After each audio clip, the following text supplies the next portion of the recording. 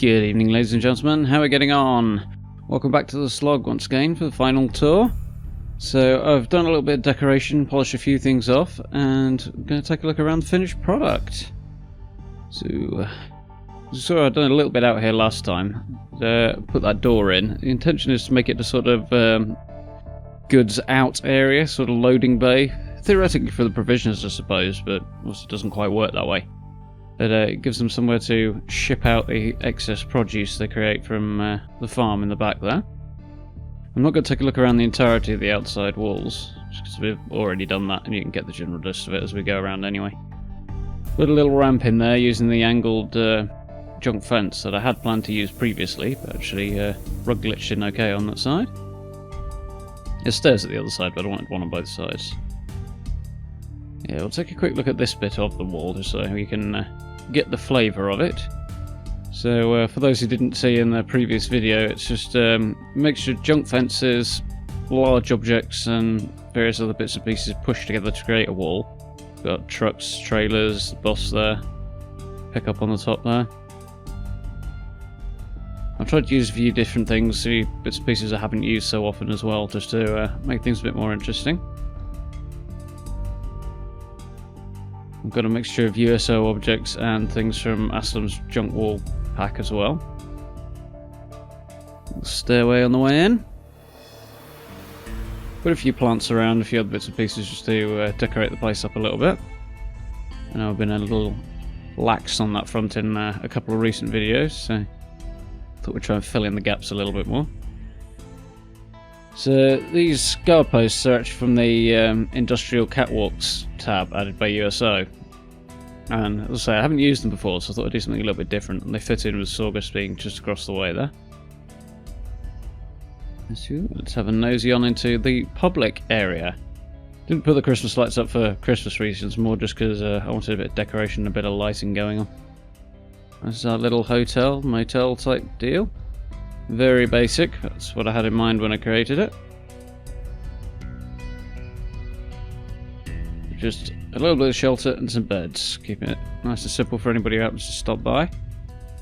So the idea with this area is that it's the sort of public area, the area frequented by people who don't actually live at the settlement but are just sort of passing through, so this gives them somewhere to crash. I had thought about boarding up the outside of the bus, but with the outside, with the walls rather, and the windows being angled, it's kind of a nightmare to do. It'll close off some of what little inside space there actually is in there. This is the office and bedroom of the person who runs the hotel, who should be hanging around, but for some reason isn't. I did assign somebody to that little mat on the floor there, but hell knows. They have a habit of disappearing. Reassigning the named settlers here is a bit of a problem, to be honest. So, onto our farm shop. They're selling some of the excess goods they produce. A few bits and pieces on the tables out there in the sort of open shop front area. We've got the shop counter. Obviously didn't move that counter quite far enough back there. But again, I've got another one of the original named NPCs assigned to that, and they're not very cooperative about being reassigned, so that might have been a poor decision in hindsight. As we live and learn. I'm also using automatic closing doors, which is a new mod I've picked up. It does exactly what it says on the tin, it means you don't have to close the doors behind you, which is particularly handy given that settlers are awful at closing doors. So we've got a little hangout area, sort of party barbecue area. I'll put a few extra trees around and give a bit more life to it. So I've rug glitched in there a medium generator, which is the main generator for the whole settlement. Actually another one tucked away somewhere as there's not quite enough power from that, but yeah, it's an idea I saw Sardelic use at Greentop actually, funnily enough. But I'm sure he won't mind my pinching it, as it's such a great idea. I'll wander up and look at our little guard post. This is one of the USO guards that you can just place down, but they have a habit of either turning around and facing the wrong way, or just sort of moving somewhere near to where they're supposed to be, but not actually where they're meant to be, which is slightly annoying. But don't actually need a guard map for them, but I don't know, maybe I'd have more luck if I did. And drawbacks to just using flat or sort of bare earth at the bottom here is that getting this guy positioned close enough to the counter is a bit of an issue. He's a little far back there. A couple of fine details that need adjustment. This is his little workshop for repairing the arms and armour if anybody happens to stop by. Figure he does a lot more repairs than he does selling, hence why he hasn't really got much on display.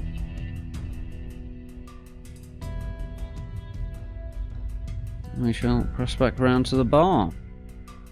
This does function reasonably well, sort of in the early evening you tend to get quite a lot of people congregating in the area around here. Some of them on the other side by the pool as well, because it's close by, which works quite well actually, it's quite cool.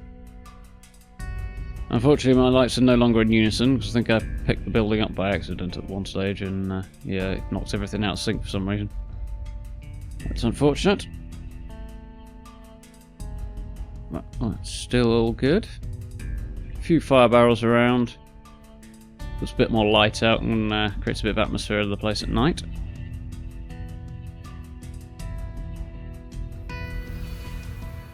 This is the Caravan traders sort of stop-off point. A little fireplace, a bit of chill out. The cooking station there is actually on top of the existing fireplace that Doc Weathers chooses to hang out on, so I thought we'll make something of the existing location there. A few beds and a sofa there just for them to hang out on as well. And we'll make our way into the settlement. So this is actually the little sort of shed area that the guy who wants to giddy up buttercups sort of inhabits. But I've pulled out the boards on the back door there and turned it into a kind of checkpoint for the main area of the settlement. So it's sort of the only way in and out, bar the loading doors on the front, which are now closed off. So I wasn't quite sure what to do with this little area, so there's a few bits and pieces like that, just sort of open gaps that I've plugged up with things like that truck, which is actually one of Aslam's junk walls, but it plugged the gap quite nicely and put something in there, which is quite cool. I pulled the water purifier out because they rapidly run out of water rather in the pool if they were drinking it all, so I'll come up with an alternative solution which we'll see in a moment. So a little bit of a chill out area here. Our mix and match junk fences and reinforced chain link there. I've gone with the double height junk walls across the back here just because there's a bit of ground behind it. There's basically a small hill. It's on a higher elevation anyway, so that way nobody to stand up there and fire down into the place. Another set of railings that I don't use very often. They're a bit finicky, but I think they look really good. Sort of better than the chain link we had before. There's iron fence in USO as well. Adds a bit more character and a bit more permanence to the location, which I like. Unfortunately, I can't remember what the name of that character is, who's currently got their hoe shoved right through another settler, but they're supposed to be somewhere else doing something else, but clearly not. There's supposed to be a guard on here as well, but she's gone AWOL as well. I did have a look for her before I recorded the tour actually, but could not find her for the life of me. And that's her view over the back anyway. So this windmill, I think, comes from Nuka World actually, but it's another USO item that actually serves as a water pump. Head down the back edge of the field. A lot more junky on this side, more sort of ramshackle fencing made out of whatever they can possibly manage with. There's our treehouse guard post from the last part. This is a second water purifier, once designed to go on land. A water condenser, I suppose. It's just there because there wasn't quite enough water being put out by the other thing. A little bit of a maintenance area for the water purifier and for the turret there. I went straight onto the top of those barrels without too much difficulty, which is quite cool.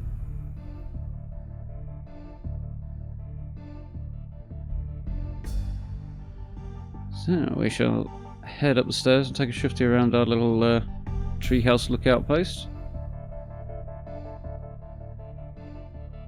It's sort of growing on me, this place. My initial reaction was that I was a little unconvinced. I wasn't quite sure I liked how it looked, but the more I look at it, the happier I am with it actually.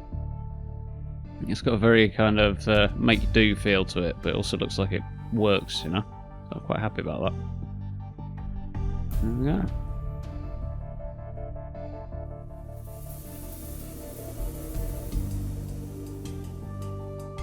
Loop back around. This area here, again, it's another open area without very much going on in it. A couple more construction lights, because they're in keeping with what's already here and provide a bit more light. Yeah, so there wasn't really very much going on. Thought I'd pile a bit more junk around there, make it look a little more lived in. So we'll follow the little Minuteman decals up to the barracks and sort of recruiting office. And yeah, you can clearly tell it's Minuteman themed. Got a little over the top with the Minuteman themed bedding there. There's supposed to be footlockers under all these beds, but had a slight crashing issue. I had to go back and do a load of stuff again, and accidentally I forgot to do that bit apparently. There's our secure little armoury. I wanted to do a sort of basement feel to it. Just where we come out on the top floor there. A little bit of a workstation as well to maintain the gear. This is just for the Minutemen, this area. Allows them to gear everybody up should the place come under attack.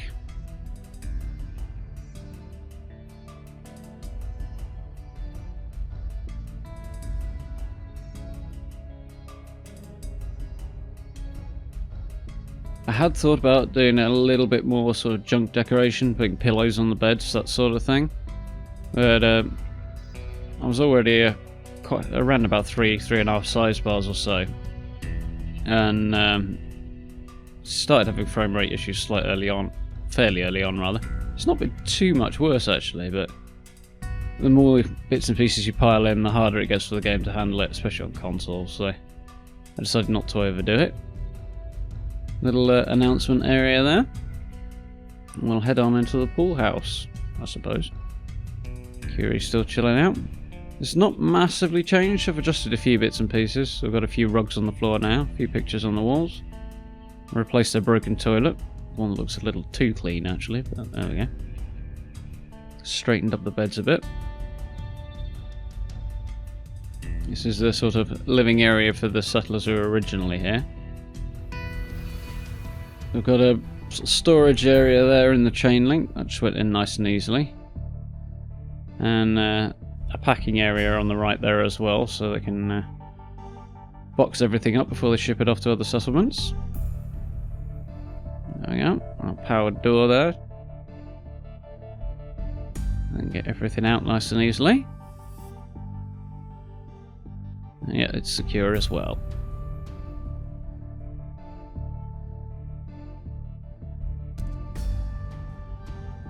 Yeah, a little bit more decoration in here as well, a few more rugs, straighten the beds up again as well. So they're actually really quite wonky then when you first arrive here. Slight texture flickering going on there. Again, I just put the Christmas lights up for a little bit of novelty and homeliness about the whole thing. And same with a few more flags as well. Realised Nuka World's a bit of a trek, but maybe they picked it up off a trader or something. Door doesn't quite fit. Oh well. And there we go. So that is the Slog, as its sort of farm trading hub setup that we've got here. We'll take a quick look from the outside again, and we'll transition, have a look around at night time in just a moment.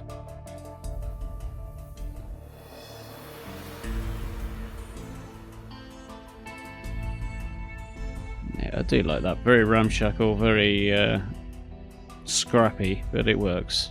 There we go. Not too much light at night, so it's not attracting any undue attention, but there's plenty of it when you get inside, and plenty of atmosphere as well.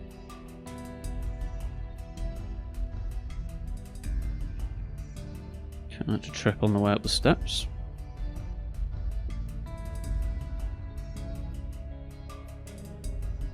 I'm going to do a slightly faster repeat of our walk around. See, Saugus is attracting all the attention there, straight onto the raiders. I don't envy them living at the Slog originally with the forge right across the street there, but I guess they'll have been paying tribute to them and supplying them with food and been left alone in return. There we go. Those Christmas lights don't really put out a right lot of illumination, but they do add a little bit of atmospheric colour, so I do like that. There's a few different sizes of them as well, and they're quite forgiving to position, so you can attach them reasonably well. Hard part comes if you want to put them on sort of posts, because lining up the end of the wires with the posts is really difficult. It's just like, the perspective in games not particularly great for things like that, particularly on PS4, and I assume the same on Xbox actually. But it does make things rather difficult if you want to do that. Unfortunately, we've got these ones that are just about the right length to go between the walls and stuff anyway, so that was rather handy.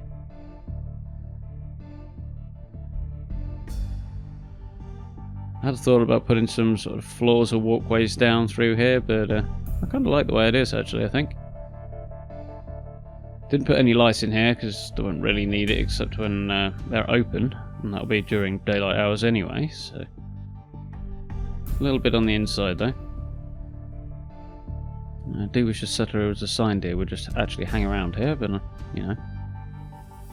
What can you do?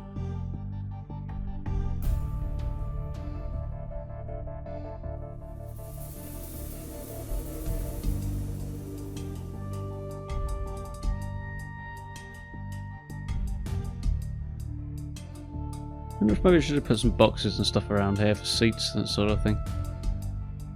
Yeah, hindsight. Thing is, if I do these things, I'd literally never stop building. I'd never ever a finished thing, I'd be at it forever. Which is a mixed blessing, I suppose. It's half the fun, but there's a little break area for the guard down there. I'm really liking these fireplaces, by the way. Just using the old stone walls around the fireplaces as so the stone circles around them. No, in the game they use cinder blocks a lot, but I just like the look of that a lot more. More of a campfire vibe to it. See if we can actually get through here. Different random settler hanging out in here now for some reason.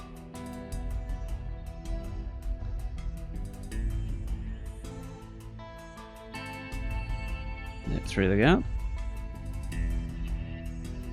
I had a hard time choosing which trees to use there, really, just because I wanted them sort of big enough and green enough, but some of the ones that are a bit smaller and less imposing are actually just so leafy, it's ridiculous. Yeah, it was quite hard to find a balance there, but it's really cool they're there in USO and you can add those. I do like that a lot. I've not done it in a while, actually, but add a bit of character to this place.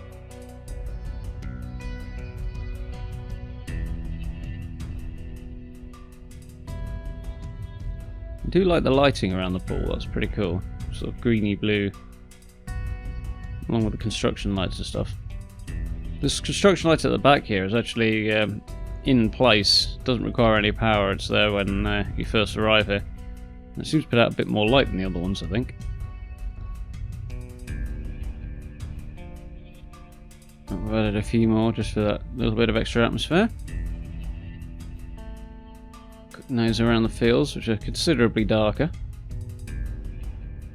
I don't know. Wonder if maybe I should have put some spotlights on there just in case anybody tries to scale the walls and sneak up on them.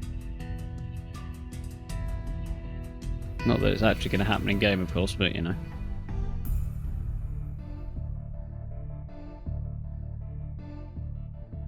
A little maintenance area. I did want to put that tent sort of on an angle over the top of it to keep the weather off, but I'd have been at it for absolutely ages trying to do that, and I'm not convinced it would look very good anyway, so it's more of a windbreak type deal.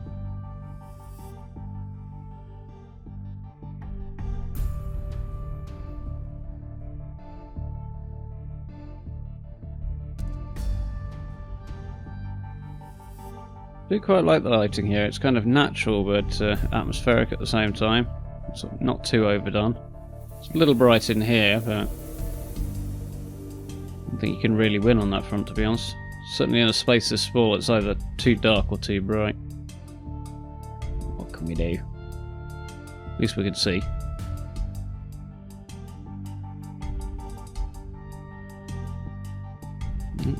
One light out there. Actually, I don't think that's lacking for power. I think it just needs selecting in menu and then deselecting, and it'll just switch itself on when you do that. The game's just sort of forgotten that that light's there. This can happen sometimes. There we go. Very rough and ready, but slightly more permanent than the other shack type structures we've got, because, as I said in the video, that one's intended to be built by the Minutemen for its purpose, so it's supposed to look a little more permanent. Quick look around here. A couple of lights at the back for the service area there. We had another construction light that was already here.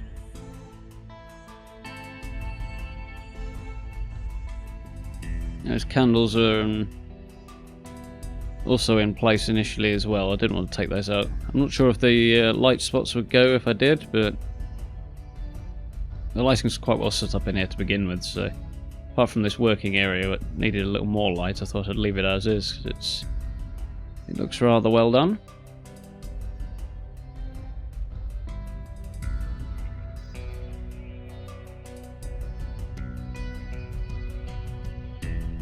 Wiseman's bed's back to front in the corner there.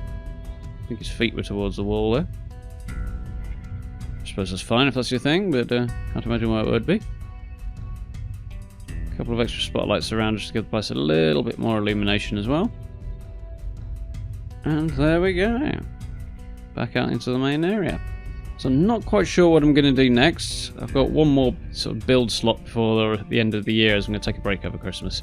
So we'll have to come up with something to do there as well, maybe as a standalone. For now, thank you very much for watching. I do hope you enjoyed. If you did, I'm sure you know what to do by now. I will be speaking to you all very, very soon.